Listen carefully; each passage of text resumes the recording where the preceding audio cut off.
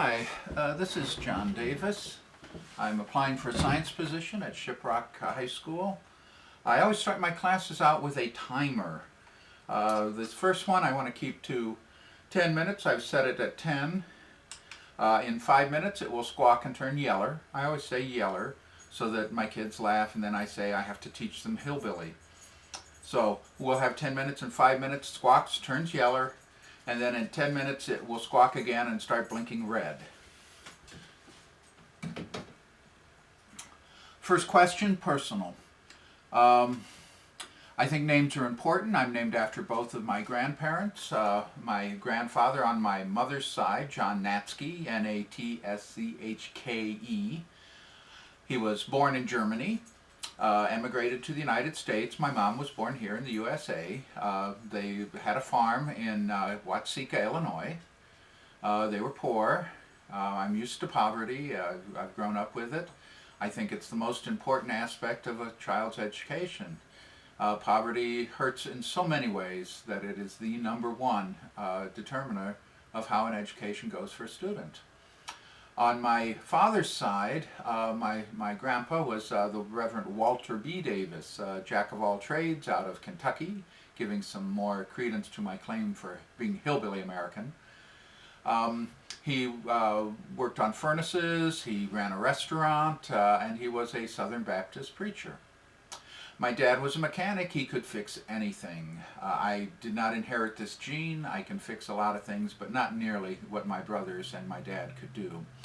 We grew up poor. He was supporting us 5 children. I'm the middle child. I am the first in the Davis history to get a college degree.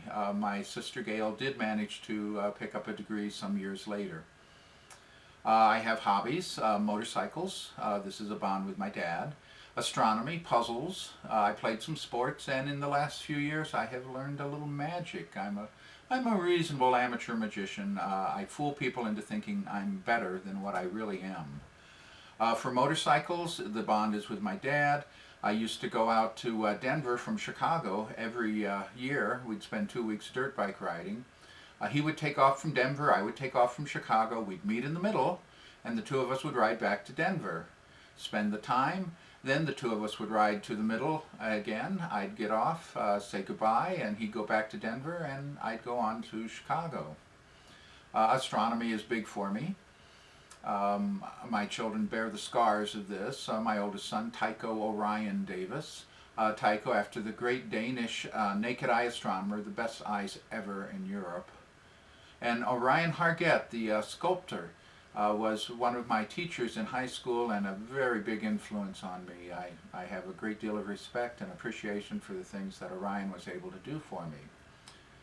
My little boy Stevie, Stephen Hawking Davis, again the great astrophysicist Stephen Hawking. And then my daughter Sheila Pleione Rose Davis. I wanted to just name her Pleione, but they talked me out of it, said it may be a middle name, but not so good to have it as a first name. I've done a few sports in high school. I won a few trophies in tennis. I was all-city in wrestling. I was pretty mediocre in cross country. I was the number 7 runner. And in college I ran the 2-mile with some success, and played some college tennis as well, where I managed to get beat by the guy who got beat by a pretty great tennis player, Jimmy Connors. I like puzzles. I am the master of the Rubik's Cube. I have many of them of many different sizes. I use them as a teaching tool. The Rubik's Snake, good for developing spatial relations with kids. And I like tavern puzzles. They're the metallic puzzles where you have to pull rings off of them. Originally designed for blacksmith apprentice. If they could make one to the correct tolerances, well then they were ready to be a blacksmith. I've just recently started doing magic over the last 3 years. I'm mediocre, but I fool people into thinking I'm better than I am, and I've tried to adapt magic into part of school lessons, I think with some success. I grew up in Kankakee, my hometown, a pitiful little town, very clueless. On our return address, on our letters, we often abbreviated Kankakee as KKK. Indeed, a clueless little town. about 60 miles south of Chicago. I spent a lot of time up in Chicago. That's where I did all of my, I split most of my schooling, my college was in Circle, at the University of Illinois, Circle, and then some in Champaign-Urbana. I see I've got 5 minutes left by my timer. I think we can do this.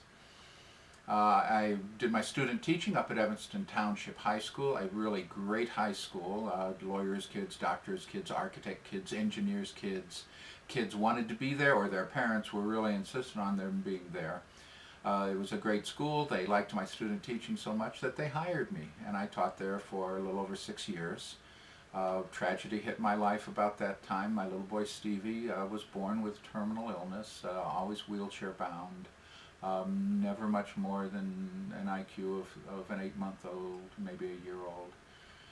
Required lots of attention, so I had to take care of him for many years. He passed away just before his 5th birthday. This was devastating to my wife. She never really recovered completely. I spent a couple of years making sure that she was going to survive and taking care of her.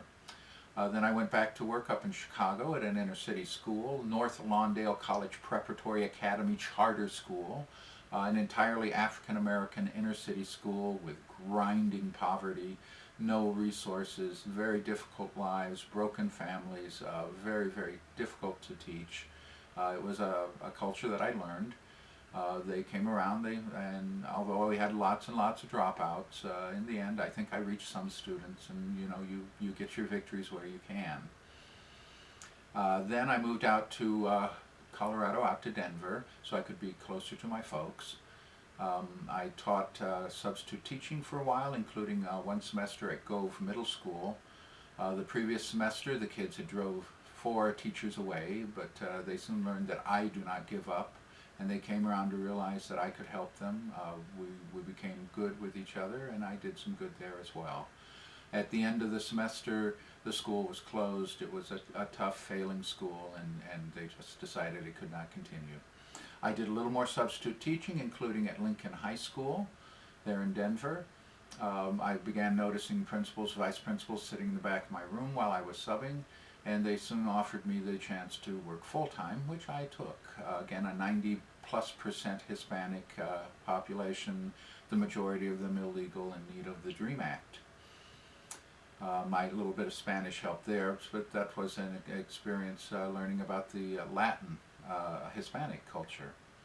I did that for 3 years. My parents' failing health, including a devastating stroke for my dad, meant that I really needed to take and keep them going, and I did for about 4 years. My mom passing away last October, and my dad the January before that. I managed to spend a nice week with him at the end. I got the screenplay of his favorite movie, The Shawshank Redemption, and the DVD, and I'd read him a chapter, we'd watch a chapter, read him a chapter, watch a chapter, and we just managed to finish, and then the next day he passed away. And then I continued to do some substitute teaching part-time so that I could spend time keeping my mother alive. We got her from somewhere under 80 pounds when I started up to about 110 pounds. We did the best we could with her. But now I'm free to start permanent teaching again, and I hope that maybe your school will consider me. I bring a lot of passion to what I do. I really I enjoy the idea of a new culture to learn. I think you'll find that I'm good for your school, good for your students, and good for my fellow faculty. And that's about all you need to know about me. I hope you'll give me some consideration, and we'll be following up with the remaining 8 questions one by one, because I was having a lot of difficulty with connection timing out trying to download a video to you. So once again, thank you so very much. I'm John Davis. You have all my information, and I hope I'll be hearing from you. Thank you.